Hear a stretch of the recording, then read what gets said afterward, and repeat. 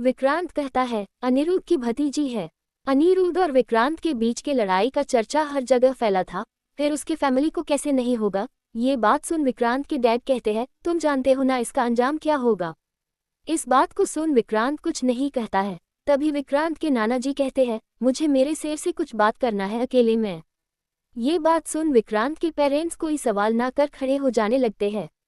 विक्रांत के पेरेंट्स के जाने के बाद विक्रांत के नाना जी कहते हैं बेटा तुम सच में उससे प्यार करते हो। इस बात को सुन विक्रांत कहता है नानू आप मुझे जानते हो ना, मैं कैसा था, मेरे अंदर प्यार इमोशन कुछ नहीं था। इनफैक्ट मुझे लगता था लड़कियां बस सेटिस्फैक्शन के लिए होती है, पर नानू पहली बार किसी लड़की से मिले ऐसा नहीं लगा। मेरे ख्याल बदल गए और मेरे अंदर का इमोशन जागने लगा। ये सुन विक्रांत के नाना जी अपने नाती के कंधे पर अपने हाथ को रख देते हैं और हाथ थपथपाते हुए कहते हैं कहा था ना एक दिन आपको जरूर प्यार होगा, क्योंकि आपके दादाजी भी ऐसा ही कहते थे। एक दिन मेरे दोस्त और आपके दादाजी के लाइफ में लड़की आए और वो भी आपकी तरह बदल गया। अपने नाना जी के बातों को सुन विक्रांत कुछ सोचने लगता है। विक्रांत को अपने सोच में खोया देख नाना जी कहते हैं क्या सोच रहे हैं आप। सवाल सुन विक्रांत अपने नानू के तरफ देख कहता है नानू मैं उसके लिए कुछ भी कर सकता हूँ, बस वो चाहिए, पर समझ नहीं आ रहा है उसे जिंदगी भर के लिए अपना कैसे बनाऊं। अनिरुद्ध इस नाम को ले वो खामोश हो जाता है। तभी विक्रांत के नाना जी कहते हैं बेटा मैं आपको पहले भी समझाया था, सब कुछ पैसा और पावर नहीं होता है, परिवार दोस्ती प्यार की भी जिंदगी में वही अहमियत होती है। अब आप बस कोशिश कर सकते हैं अपनी दोस्ती ठीक कर उन्हें एहसास दिलाने का कि आप अनाया को बहुत खुश रखेंगे। नाना जी के बातों को सुन विक्रांत कुछ नहीं कहता है, बस खामोश रहता है। वही नाना जी को पता था उसका नाती किसी के सामने झुकने तो नहीं वाला है, पर अनाया चाहिए तो अपना ईगो को दूर करना जरूरी होगा ही। विक्रांत को कुछ ना कहता देख नाना जी सर्वेंट को बुलाते हैं तो सर्वेंट नाना जी के पास आ जाते हैं। तभी नाना जी सर्वेंट से विक्रांत के पेरेंट्स को बुलाने का ऑर्डर दे देते हैं। वही दूसरी तरफ विहान रचना को अपने मेंशन ले आया था। रचना सोफे में बैठी थी और विहान की तरफ एक दफा भी नहीं देख रही थी। वही विहान अपने हाथ से अपने और रचना के लिए कॉफी बना ले आता है और उसके तरफ बढ़ा देता है तो रचना कॉफी ना ले बैठी होती है। ये देख विहान कॉफी टेबल पर रख रचना के बगल में बैठ जाता है तो रचना थोड़ा और खिसक सोफे के किनारे से सट जाती है।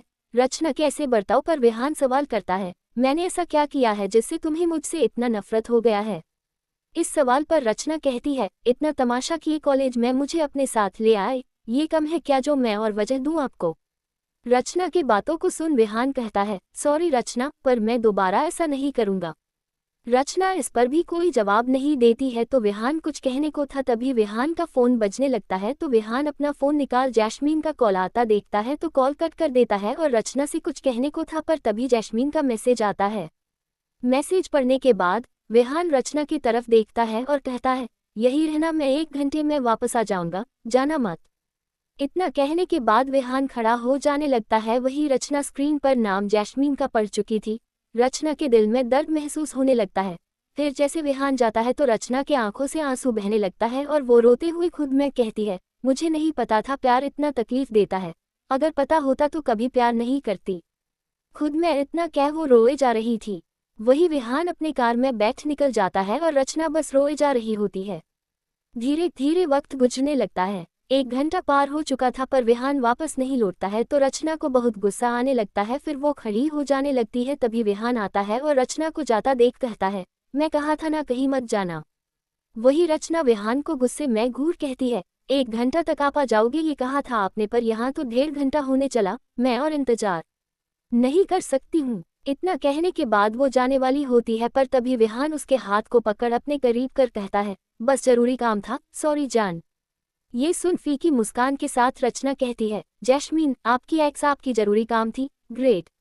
इतना कह वो अपने हाथ को झटक देती है। तभी विहान अपने हाथ को उसके चेहरे की तरफ बढ़ाता है तो जैसे ही वो रचना का चेहरे पर अपने हाथ को रखने वाला था रचना उसका हाथ को झटक दूर कर देती है। फिर कहती है मुझे कोई बात नहीं करनी है। इतना कहने के बाद वो जाने लगती है। वही रचना को इतनी गुस्से में जाता देख विहान ड्राइवर को कॉल कर देता है और रचना को अच्छे से जहां जाना वहां छोड़ने का ऑर्डर दे खुद सोफे पर जा बैठ सिगरेट जला सिगरेट की कस लेने लगता है।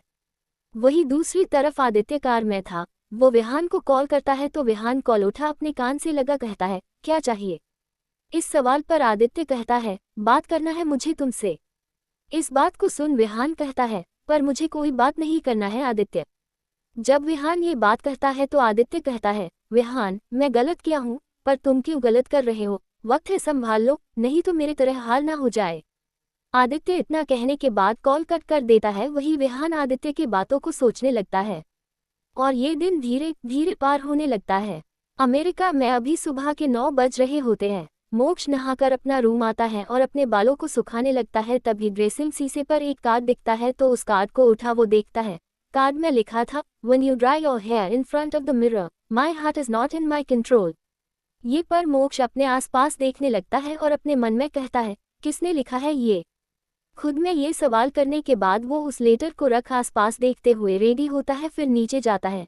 नीचे जाने के बाद सभी का साथ नाश्ता करने लगता है। तभी एक दूसरे में सब बातें कर रहे थे जिस दौरान सभी को पता चलता है इस एजेंसी का ओनर बदल चुका है और सुनने में आया है ओनर इंडियन है, साथ ही बहुत हैंडसम। सभी इस बारे में बात कर रहे होते हैं और मोक्ष को इन बातें में कोई इंटरेस्ट नहीं था, पर इंडिया ओनर सुन वो सोच में डूबा होता है।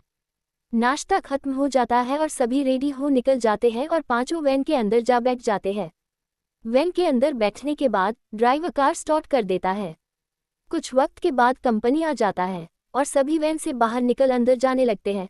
अंदर जाने के बाद मोक्ष पीछे होता है उन पांचों के। तभी एक स्टाफ वहां मोक्ष के पास आता है तो मोक्ष रुक जाता और पांचों आगे बढ़ जाते हैं। तभी वो स्टाफ कहती है, sir, there is a parcel for you. ये सुन मोक्ष हैरान था। वो उस पार्सल को ले लेता है, फिर वहां से जाने लगता है और जाते हुए ही वो पार्सल खोलता है तो अंदर एक और लेटर होता है। तो उसे खोल वो देखता है। लेटर में लिखा होता है, you look so cute today.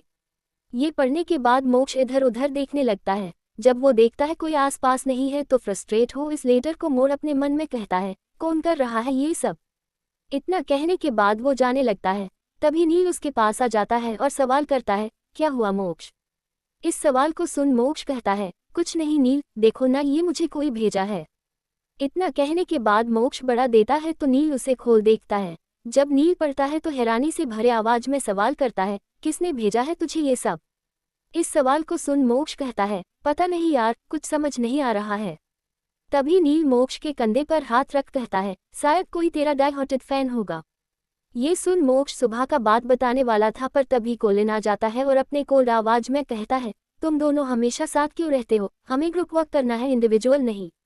Colin के बातों को सुन नील कहता है, तुम्हें जलन होता है क्या हम दोनों को साथ देखकर? बताओ किसके लिए फील करते हो, मेरे या मोक्ष के लिए? इस सवाल को सुन कोलिन अपने आंखों को रोल कर कहता है, किसी के लिए भी नहीं, मैं स्ट्रेट हूँ। इतना कहने के बाद वो जाने लगता है। वही नील हंसने लगता है तो मोक्ष नील की तरफ देख कहता है, तू कोलिन से ऐसे क्यों बात करता है? इस सवाल पर नील कहता है, कोलिन भी तो सबसे रुड बात करता है। जब नील ये बात कहता है तो मोक्ष कहता है, वजह है इसके पीछे। ये सुन नील हैरानी से मोक्ष को देखता है और सवाल करता है, क्या वजह? इस सवाल को सुन मोक्ष उदासी से भरे आवाज में कहता है, कोलिन एक लड़की से बहुत प्यार करता था। वो प्रेग्नेंट भी हो गई थी, इसलिए वो शादी करने का सोचा था, पर लड़की का एक्सीडेंट हो जाता है और वो बेबी के साथ ही मर गई थी। उसके बाद से कोलिन अपना करियर ये सब छोड़ खुद को बहुत अकेला कर लिया था। कोलिन के बैक स्टोरी को जानने के बाद नील को बहुत बुरा लगता है। फिर वो सवाल करता है, तुझे कैसे पता ये सब? इस सवाल को सुन मोक्ष कहता है, चार्ली ने बताया था। बातें करते हुए दोनों अंदर आ जाते हैं। फिर कोलिन के पास्ट के बारे में बात करना बंद कर सभी के साथ बैठ जाते हैं। तभी मैनेजर आता है और कहता है, There's a party organized tonight to celebrate the arrival of the new owner, so everyone has to come।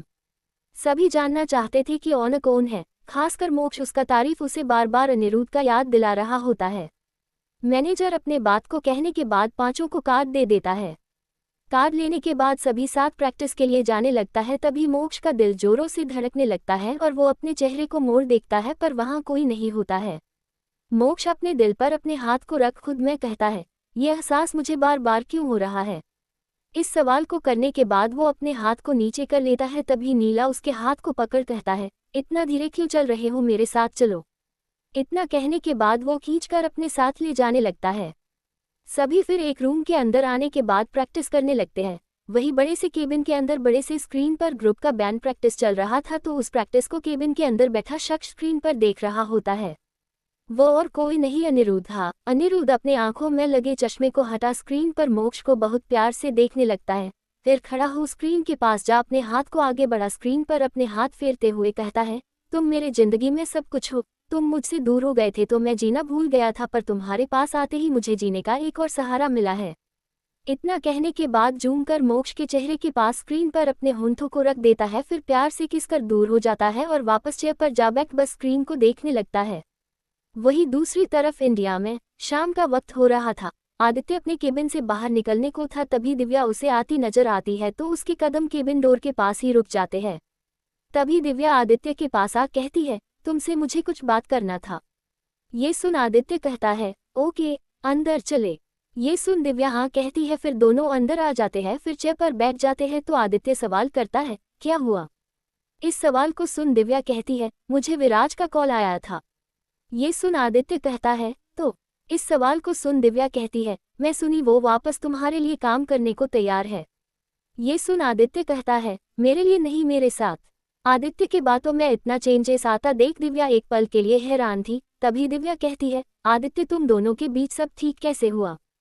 इस सवाल को सुन आदित्य उसे बता देता है, ये भी बता देता है वो और उसकी बहन डेट कर रहे हैं ताकि दिव्या कोई होप ना रखे।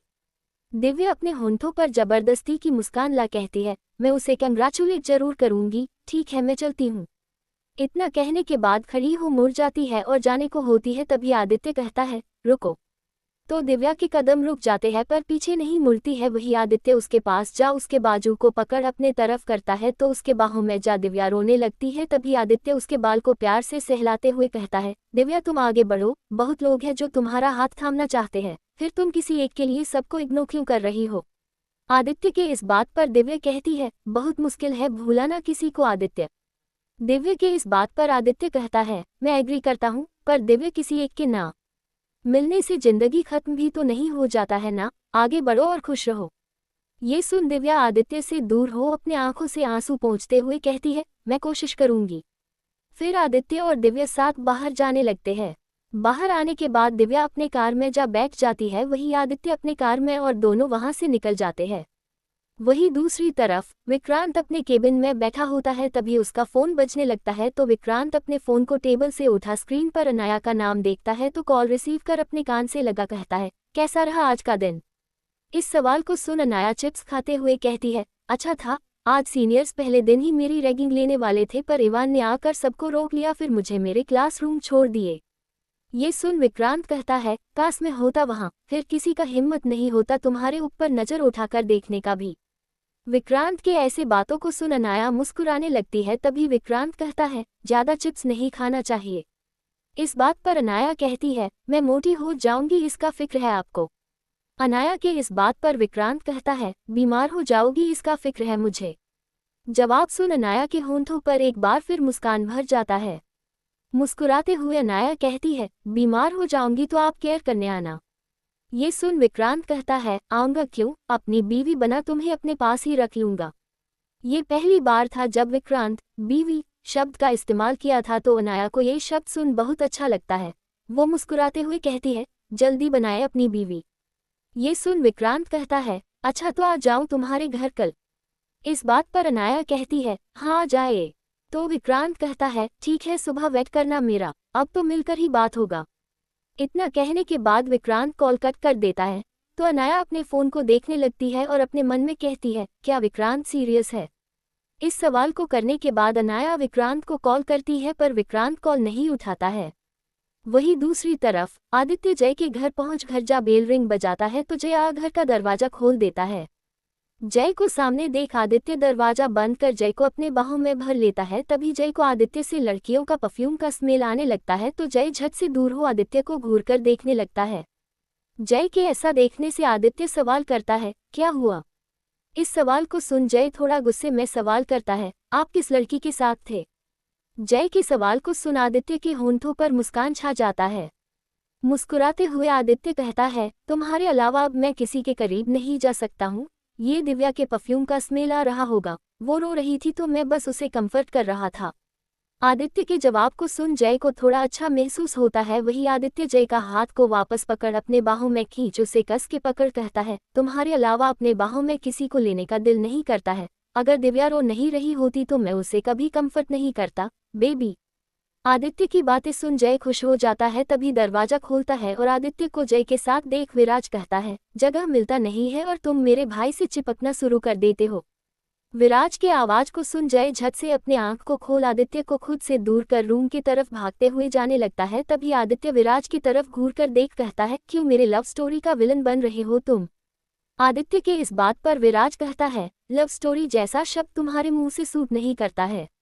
इतना कहने के बाद वो जाने लगता है और जाते हुए ही कहता है, आदित्य मेरे लिए चाय बनाना ब्रो। हुक्म दे। विराज चला जाता है। वही आदित्य विराज के हुक्म को सुन गुस्से में अपने हाथ का मुट्ठी बना चिपते हुए कहता है, तुझे तो बाद में देख लूंगा अच्छे से विराज, मेरा भी टाइम आएगा ही। इतना कहने के बाद वो रूम के अंदर जाने लगता है।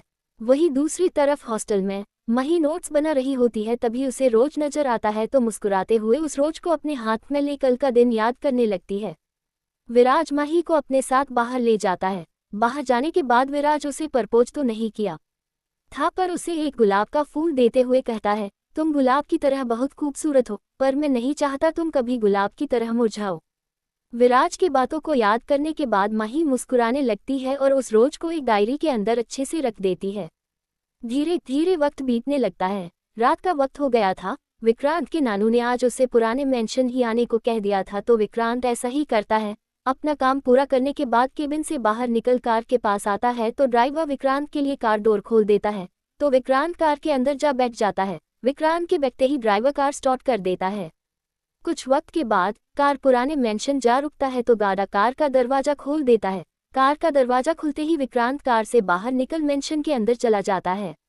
मेंशन के अंदर जाने के बाद सभी सोफे पर बैठे होते हैं तो विक्रांत भी जा सभी के साथ बैठ जाता है। फिर सभी कुछ देर साथ बातें करते हैं। फिर सभी साथ डिनर के लिए चले जाते हैं। डिनर करने के बाद सभी अपने रूम चले जाते हैं। बहुत दिन के बाद विक्रांत भी अपने इस रूम में आया था। रूम में आने के बाद वो बाथरूम जा सावर लेने चला जाता है। सावर लेने के बाद बस बाथरूम में बाहर आ अपने बालों को सुखा रहा होता है। तभी उसका फोन वापस बजने लगता है तो विक्रांत जा फोन उठा देखता है। स्क्रीन पर अनाया का नाम लिखा था। वो कॉल उठा कहता है, क्या हुआ अनाया। इस सवाल पर अनाया गुस्से में भड़कते हुए कहती है, आप फोन क्यों नहीं उठा रहे थे मेरा। इस सवाल को सुन विक्रांत कहता है, बस मैं देखना चाहता था तुम क्या चाहती हो। इस बात पर अनाया भड़कते हुए कहती है, मैं चाहती हूँ कि ग्रेजुएशन के बाद हम शादी करें और आप अभी घर आकर कुछ ना कहो। अनाया गुस्से में ये सब कहती है तो विक्रांत मुस्कुरा कर कहता है, हाँ मुझे पता है, मैं बस मजाक कर रहा था। मजाक का नाम देता सुन अनाया अपने मुंह फूला लेती है और लड़ने लगती है तो विक्रांत शांति से सुनने लगता है।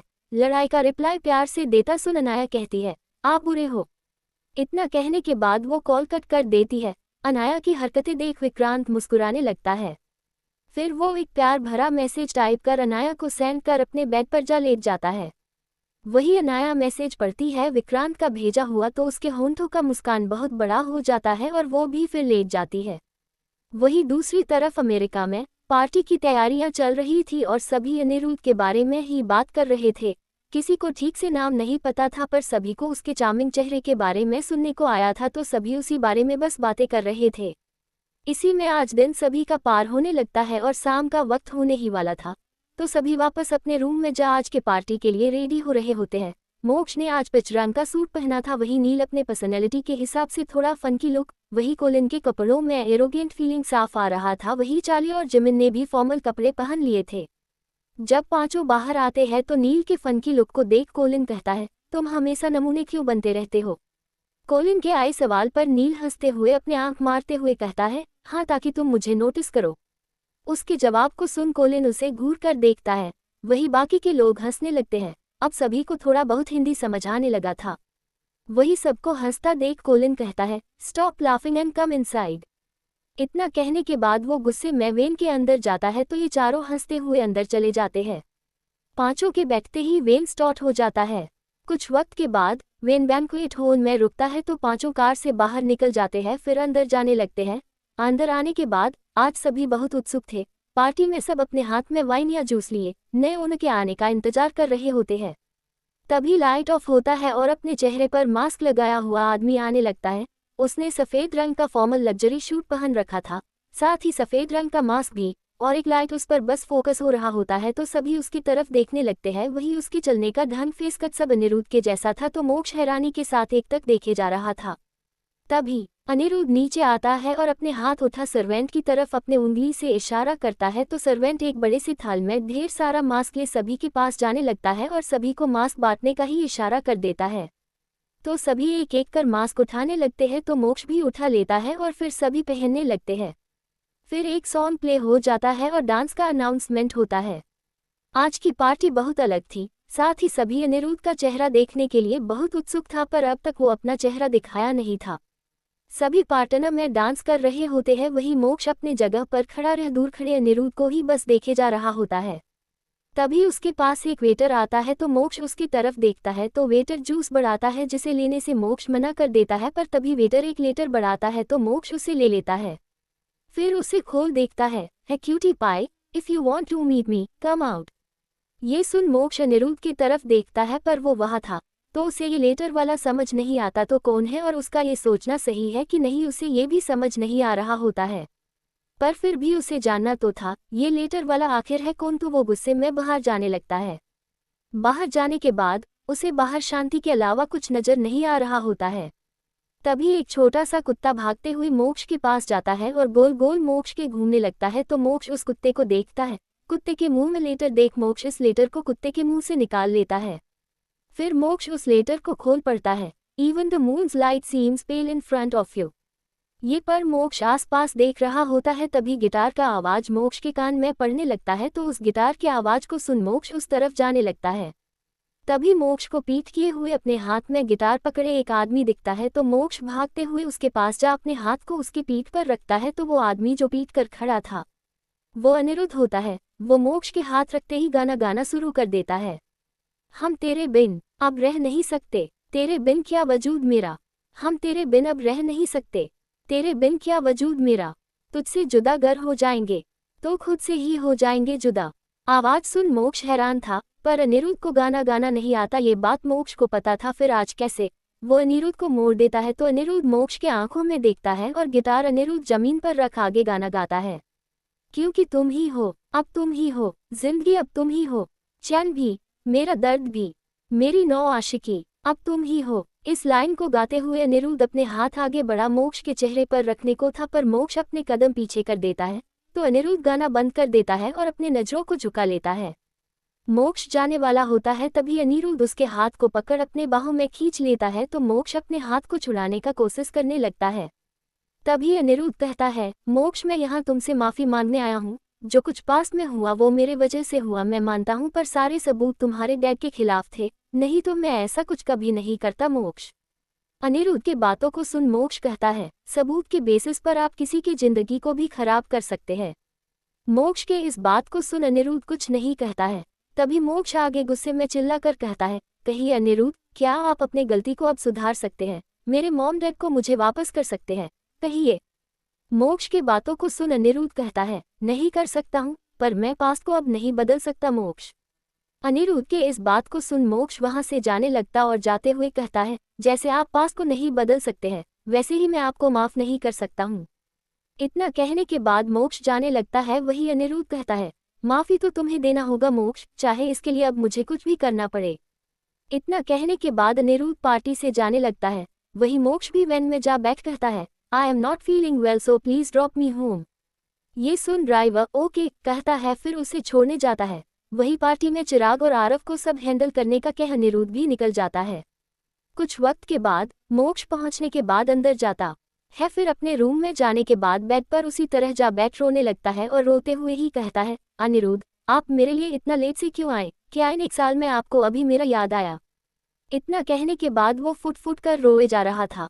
मोक्ष को अनिरुद्ध के लिए बहुत गुस्सा भरा था, पर उससे कई गुना अधिक प्यार भरा था और इन 1 साल में अनिरुद्ध मोक्ष को कॉल नहीं करता है, ना ही उसके लिए यहाँ आता है, तो मोक्ष को ये बात रोज चुभता था। वही दूसरी तरफ अनिरुद्ध का अमेरिका का मेंशन क्लीन हो चुका था, तो अनिरुद्ध होटल ना जा अपने अमेरिका के मेंशन में आ जाता है।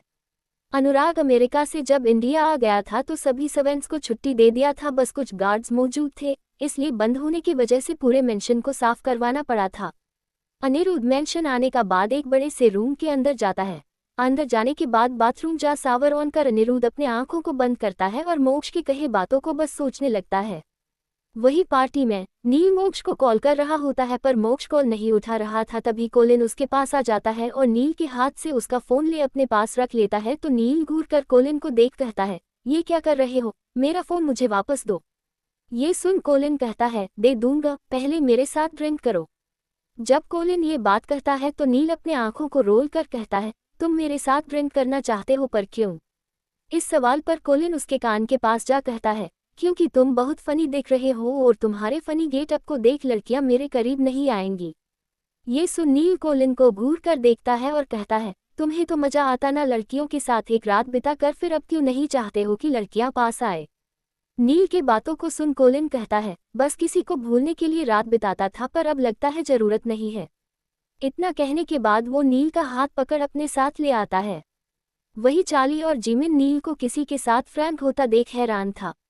वही दूसरी तरफ अनिरुद्ध बाथरूम से बाहर निकल टेबल के पास जा सिगरेट का डब्बा ला, उससे सिगरेट निकाल अपने होंठों के बीच में रख लेता, सिगरेट को लाइटर से जला, फिर सिगरेट के लंबे लंबे कस लेने लगता है और बालकनी में जा खड़ा हो सोचने लगता है। वही दूसरी तरफ बड़े से मेंशन के हॉल में मनन सोफे पर बस बाथरोब पहने बैठा था और सिगरेट के कस ले रहा होता है। वही एक लड़का घुटने के बल बैठा लिख कर रहा होता है। वही मनन सिगरेट के कस लेते हुए सामने खड़े अपने असिस्टेंट से कहता है, मुझे पल पल का खबर चाहिए और उन पांचों के ग्रुप में से किसी एक को पैसे दे अपने साइड करो। ये सुन उसका असिस्टेंट कहता है, ओके सर। तो मनन उसे जाने का इशारा कर अपने हाथ में पकड़े सिगरेट के लंबे लंबे कस लेने लगता है और अपने सिर को सोफे के शीट पर टिका अपने आंखों को बंद कर खुद में ही कहता है, मुझे न चुनकर तुमने बहुत बड़ी गलती की है, अब देखो मैं क्या क्या करता हूँ। वही दूसरी तरफ इंडिया में सुबह का वक्त हो रहा होता है और रचना खिड़की के पास खड़ी हो उदासी से आसमान की तरफ देख सूरज के आसमान में चढ़ने का इंतजार कर रही होती है। कुछ मिनट पार हो जाते हैं और धीरे धीरे आसमान में किरण फैलने लगती है। तो रचना कुछ सोच अपने बेड के पास जाती है और अपने बेड पर रखे फोन को उठा विहान को कॉल करती है। तो कॉल पिक होता है। तभी रचना कहती है, हेलो। तो जैस्मिन का आवाज रचना के कान में पड़ता है, हाँ रचना। जैस्मिन के आवाज को सुन रचना हैरान थी और गुस्से में कहती है, तुम्हारे पास विहान का फोन क्यों है? इस बात पर जैस्मिन मुस्कुराते हुए कहती है, विहान अभी बाथरूम में नहा रहा है, अगर कोई जरूरी काम है तो कहो, मैं आवाज देकर कह देती हूँ। जैस्मिन के बातों को सुन गुस्से में रचना कहती है, कोई जरूरत नहीं है और मेरी विहान से शादी होने वाली है तो दूर रहो उससे। रचना के इस बात पर जैस्मिन कहती है, क्या करूं रचना, विहान मुझे पूरी रात बेड से उठने ही नहीं दे रहा था, फिर कैसे दूर रहूं मैं विहान से। ये सारी बातें सुन रचना गुस्से में फोन कट कर देती है। तो जैस्मिन मुस्कुराते हुए नंबर डिलीट कर बेड पर विहान के फोन को रख खुद बेड पर बैठ कहती है, शादी, देखती हूँ ये शादी कैसे होता है।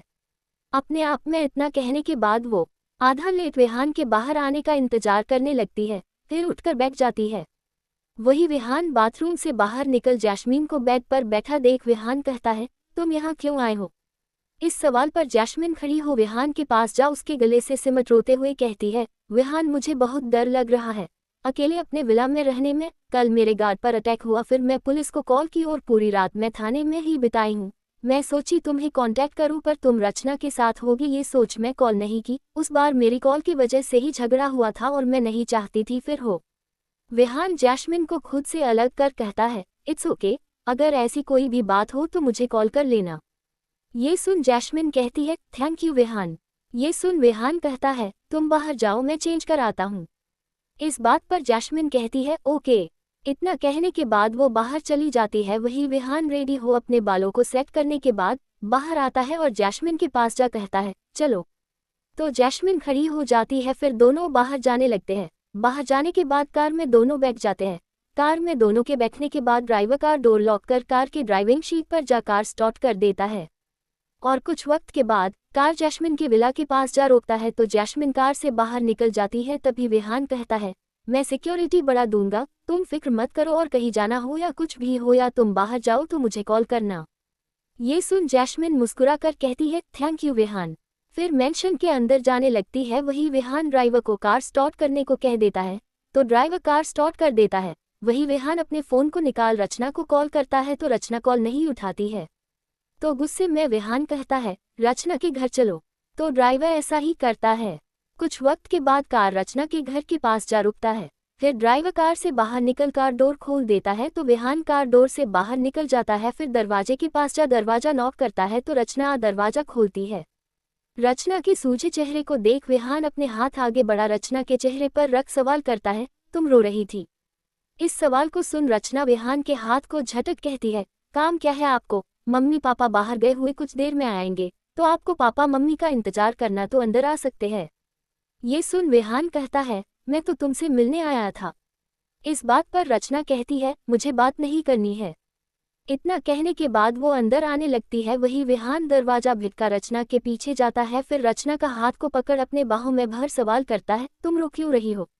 इस सवाल पर रचना गुस्से में विहान को देख कहती है, आपको क्या हो रहा है? मैं रोऊं या कुछ भी करूं? आपकी सुबह नहीं आपका रात तो अच्छा गुजरा है ना? फिर सुबह होते ही मेरी याद आपको कैसे आ गई? रचना की बातों को सुन विहान कहता है, तुम क्या ये सारी बातें कर रही हो रचना? क्या हम बैठकर शांति से बात करें? विहान की बात को सुन रचना विहान को घूर कर देखने लगती है।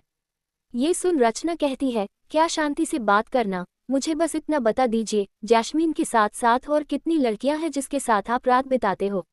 रचना की बातों को सुन गुस्से में विहान का हाथ उठ जाता है, पर रचना की गाल के पास रोक अपने हाथ का मुट्ठी बना लेता है। तभी रचना कहती है, रुक क्यों गए? आपका एक एक चेहरा अब मुझे नजर आ रहा है।